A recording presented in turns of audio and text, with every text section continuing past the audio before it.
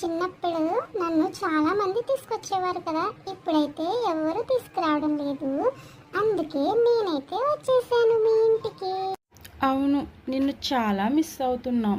చిన్నప్పుడు మా అమ్మకి తెలియకుండా ఇంట్లో బియ్యం దొబ్బేసి అయితే నిన్ను కొనుక్కొని తినేవాళ్ళం.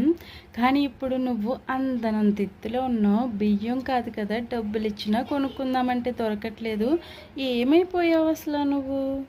ఏం చేయను, నన్ను మురికి నీళ్ళతో తయారు చేస్తున్నారేమో అనుకుని అందరూ నన్నైతే దూరం పెట్టేశారు. ఎలా తయారు చేస్తున్నారో కూడా తెలియదు, కానీ షాప్స్లో ఉండే ఐస్ క్రీమ్స్కి మాత్రం చాలా ఇష్టంగా అడిక్ట్ అయిపోయారు. నేనేం చేయను ఇంకా. అందుకే బుజ్జి, నిన్ను ఇంట్లోనే తయారు చేసుకొని మేమైతే ఎంజాయ్ చేస్తున్నాం. మా పిల్లలకు నిన్ను పరిచయం చేస్తున్నాం, అలాగే హైజీనిక్గా కూడా ఉంచుతున్నాం.